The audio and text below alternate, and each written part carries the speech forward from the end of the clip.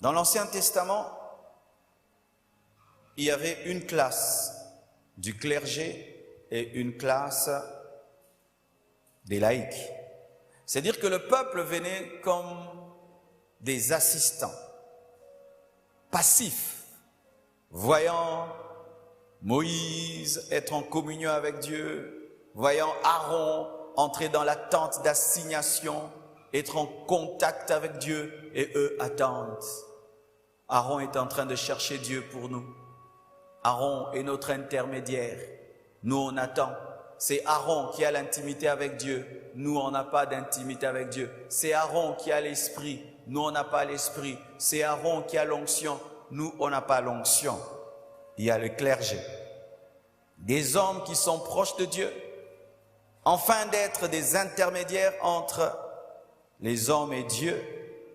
Mais dans le Nouveau Testament, nous sommes tous un sacerdoce royal. Est-ce que vous croyez ça? Vous croyez ça? Je veux te démontrer que des fois tu n'y crois pas. Voici la preuve que tu n'y crois pas. Tu m'exiges à moi de craindre Dieu, mais tu te permets à toi de pécher.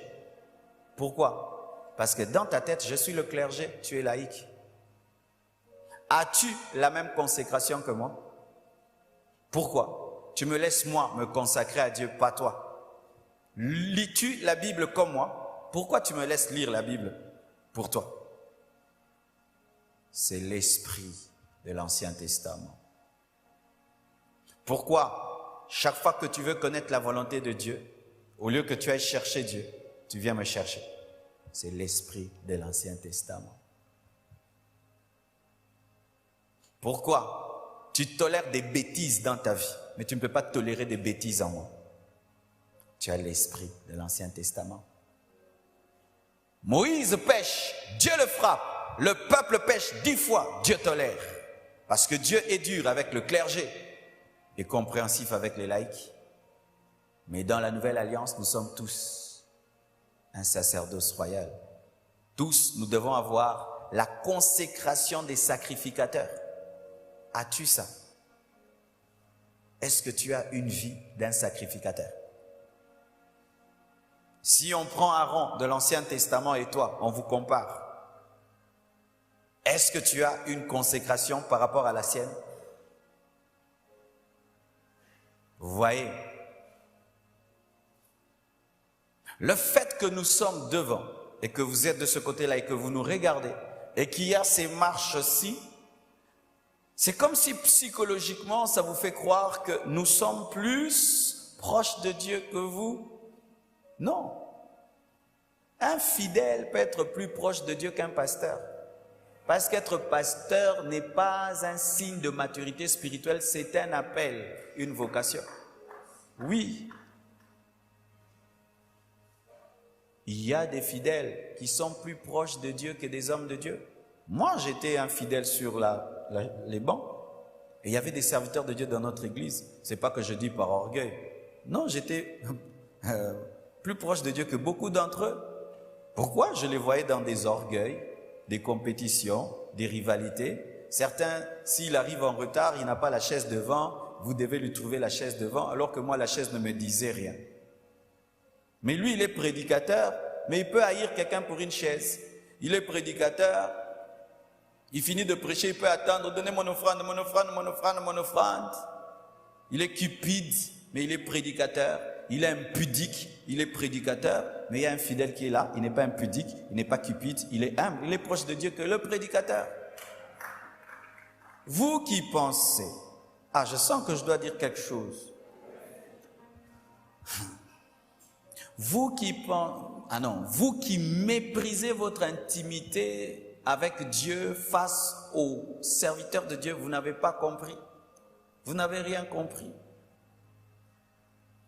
Dans le Nouveau Testament, nous avons tous la capacité d'être proches de Dieu au même niveau. Voyez, Paul vient après Pierre, mais voyez comment Pierre parle de Paul, dit qu'il a reçu une connaissance supérieure du mystère de Christ, que lui qui était avant Paul reconnaît que Paul qui est venu après connaît des choses que lui, Pierre, ne connaît pas.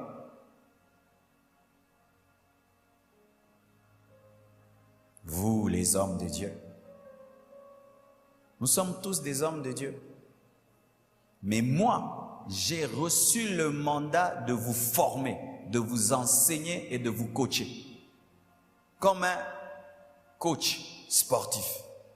De vous coacher, de vous pousser dans vos appels, dans vos destinées. Et c'est ça le rôle de tout serviteur de Dieu. Si tu es serviteur de Dieu, tu n'es pas un enfant de Dieu supérieur aux autres enfants de Dieu. Vous êtes tous enfants de Dieu au même niveau, mais dans la tâche, la responsabilité, l'autorité, comme on ne peut pas avoir des corps sans tête, Dieu a établi des gens pour diriger les autres. De peur qu'il y ait un désordre ici et que tout le monde fasse ce qu'il veut. Lorsque vous voyez des fidèles aujourd'hui, ils connaissent la parole de Dieu. Un serviteur de Dieu vient te dire, Dieu m'a dit de coucher avec toi pour ta délivrance. Toi, tu sais qu'il est écrit que les impudiques n'hériteront pas le royaume des cieux. Tu mets de côté ta connaissance de la parole parce que lui, le soi-disant prédicateur, t'a prêché le contraire. C'est quoi? Tu penses que lui connaît, toi tu ne connais pas. C'est l'esprit de l'Ancien Testament. Ce n'est pas que je dis que vous devez manquer du respect. Il y a aussi la parole de Dieu sur le respect dû aux hommes de Dieu. Vous devez honorer les personnes qui ont reçu l'autorité de Dieu sur vous. Mais vous ne devez pas nier votre identité en Christ par rapport à eux. Vous comprenez cet équilibre? Alléluia.